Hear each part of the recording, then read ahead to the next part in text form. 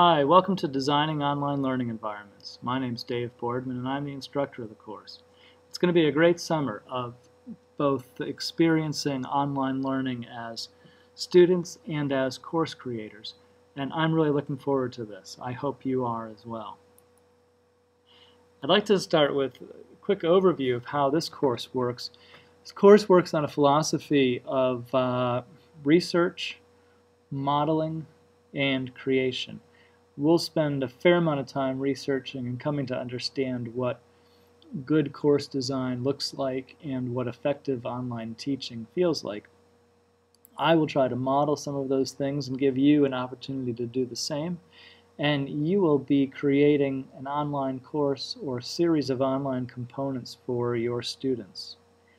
This course has a strong literacy emphasis, and if you think about it, when your students could be either at home or half the world away, knowing that they are engaging with the text both as consumers and creators can be really crucial in helping them achieve curriculum goals.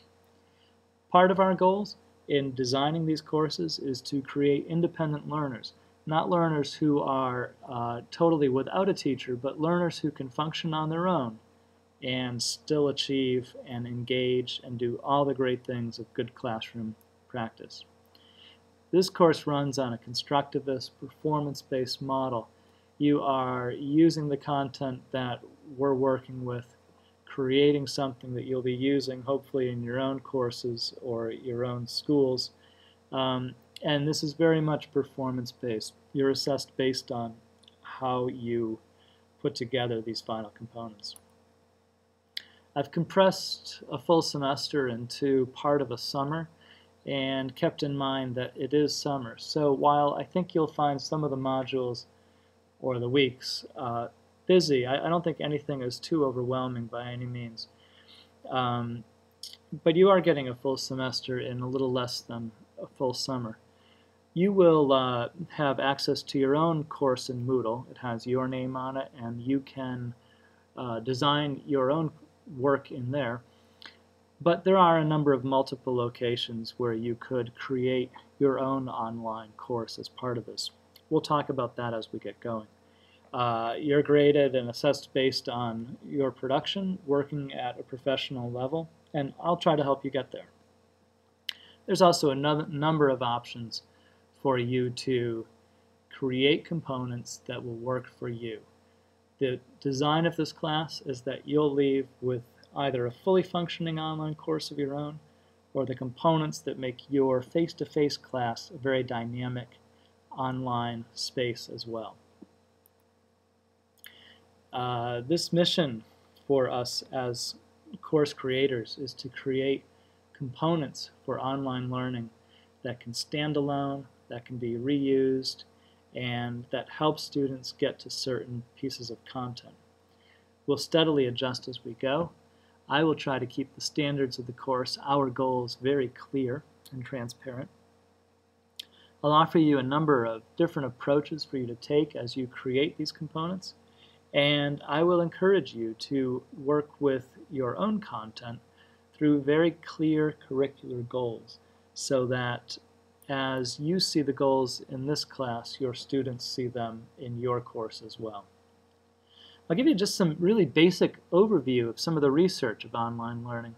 This number is a little low, but there are well over 1 million online learners K-12. This was as of, I think, 2008. Some of the research from meta-analyses tells us that online achievement equals performance in a face-to-face classroom. Some studies say it exceeds it, but at least it meets it. And the blend of face-to-face and online learning often works better than face-to-face learning alone in terms of student achievement.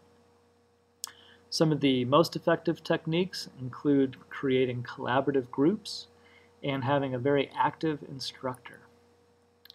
Some of the ineffective approaches are sort of the old school correspondence style, the lecture video and quiz routine, taking us back to the time when students were asked to read material and then take a quiz.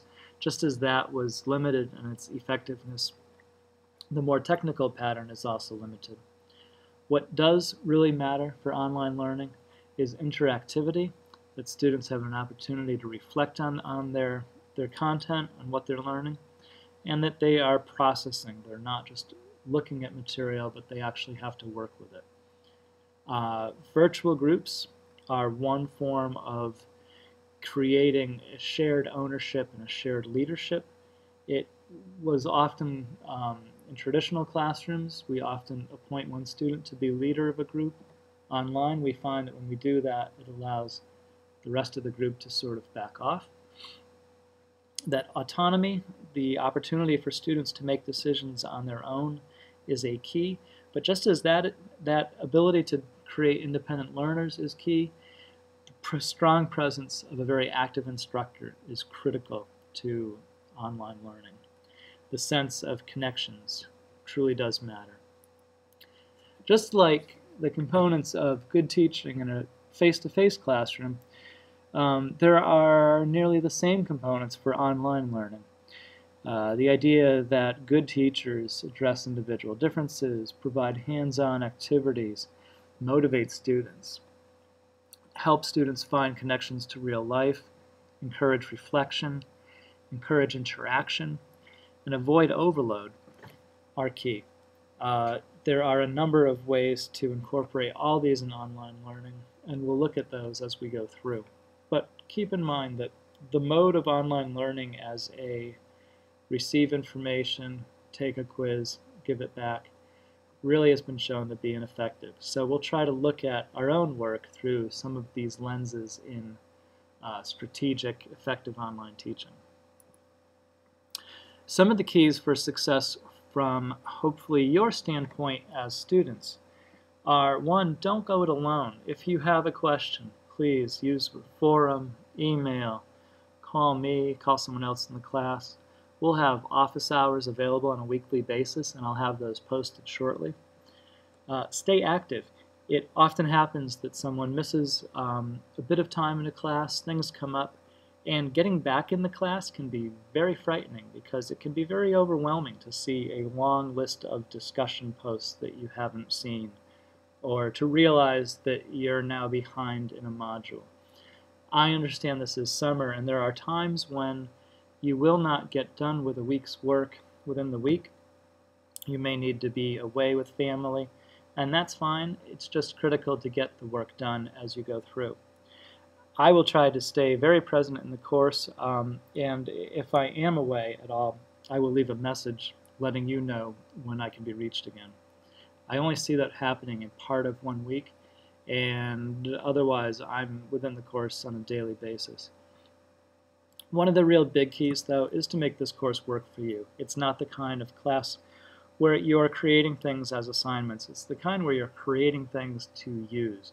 So if what we're doing doesn't really flow with what you expect to be doing in your class in the fall or next year, please let me know so we can find some adjustments. That's really it as an intro. I hope you find your directions okay. In getting through the first module, things will be open as of probably Sunday, but Monday as absolute. And we'll generally run on a Monday to Sunday night week. Again, please stay in touch, and I look forward to talking with you in the course. It'll be a great summer.